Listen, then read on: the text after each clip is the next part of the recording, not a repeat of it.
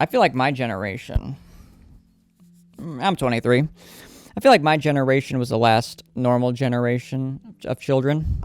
Because I remember when the iPhone came out, like the first ever iPhone, I think it was like 2007 or 2008.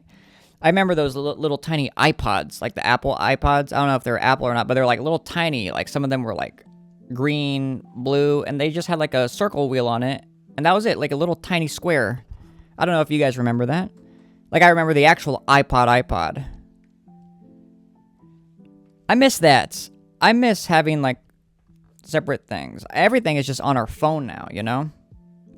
I miss having like a dedicated music listening device. Because when I listen to music, sometimes I don't want to know that social media is there. Because then I get distracted and I get pulled into it. Sometimes I just want like a listening device, like a Walkman or like an iPod that's like, it doesn't even have a screen. It just has maybe a little tiny screen, basic user interface, not even a touch screen. It's just, this is where all my music is. It's a dedicated place for my music. That would be a good thing to take to the gym. Because it's like I go to the gym, and I'm better at it now than before, but I would go to the gym, listen to music, everything's on my phone, and then I would just be scrolling on Twitter, going on Instagram, wasting a bunch of time, wasting everybody's time. That's why I think it would be good. I think we should advance technology, but I think we should embrace the past a little bit. You know, I think we should have iPods again. Bring back the iPod. Bring back a dedicated listening device. Bring back what would be the word? Non-digital media. Bring back physical books. Not that they ever left, but bring back vinyl records. Like actual physical media that you can own. Bring back DVDs, like movies and things, like physical movies that you can own. Everything is in the cloud now. You know, everything you own is in the digital realm. All your books on the Kindle. All your music on Spotify. All your notes on your notes. We need to, everything is becoming centralized in technology. Everything you own, everything that you enjoy, it's like we don't own anything. Everything is paid for by a subscription. These movies you rent, or streaming services that you watch the movies. Or like, even in Spotify, you know, I don't know how the business model works, but it's like you download songs. Do you really own those songs? I don't know. Do you? It's not like having a CD or a vinyl. It's a different thing. All I'm saying is that we need to be more thoughtful with how the world is going, you know, especially technology-wise. And a thing that bothers me is that all our media is digital. And we fallen into the trap because it's convenient. And it makes our lives easier. And I feel like it's a trap because if someone that's powerful, that is bad, gets control of it, then they could use that. They probably are right now. They can use that to manipulate us and get us to think certain things, vote a certain way in political elections, have certain ideologies.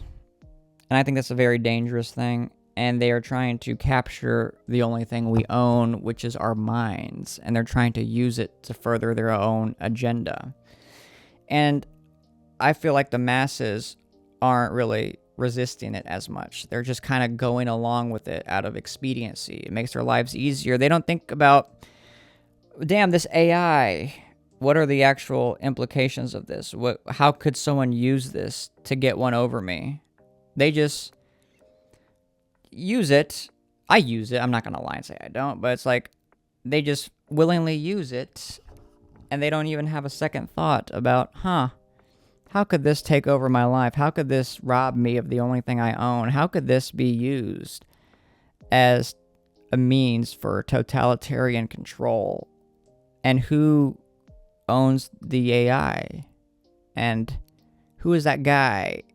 And what is his political agendas? Where does he put his money? Palantir, Peter Thiel, Alex Karp, what are their agendas? Peter Thiel says he defers to Israel. Not saying anything. That's just a thought to have. Alex Karp, he says that his biggest fear is getting thrown off a roof by Christian nationalists because he is Jewish. I'm not saying anything.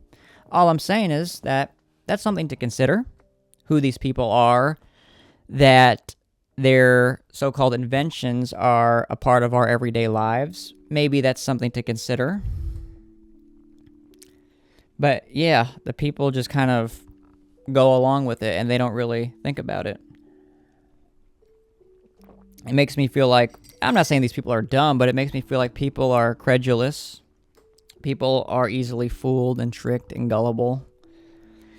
And I wonder why that is. Is it an IQ problem? Like people just have a low IQ and low intelligence?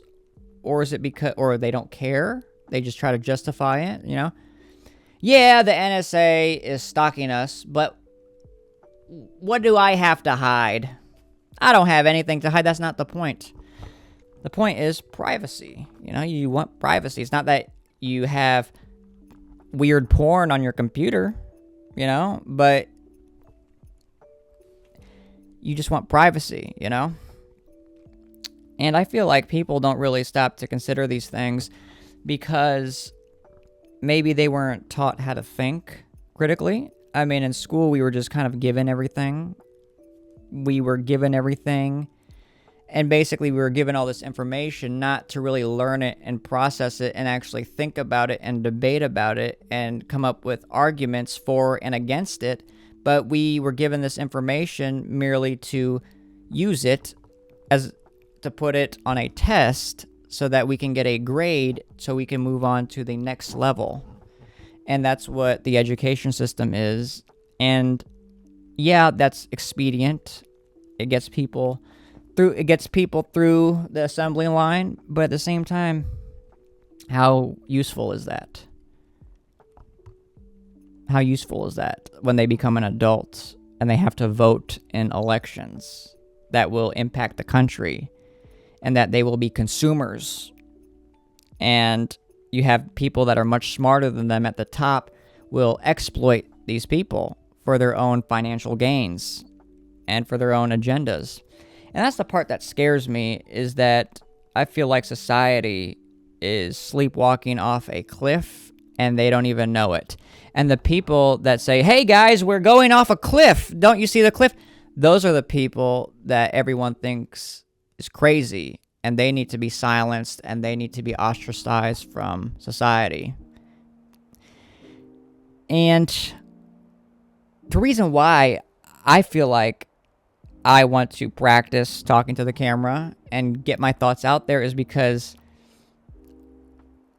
I see certain things, and it's not that I'm trying to red pill everybody, but I see certain things, and if one person can watch it and stop to really think about it, I'm not saying I'm right or I'm wrong, but just to hear me out and think about it, and then that may make them more mindful and about the things that are happening in their lives. It may make them live more intentionally. That's kind of all I want, really. That's really all I want.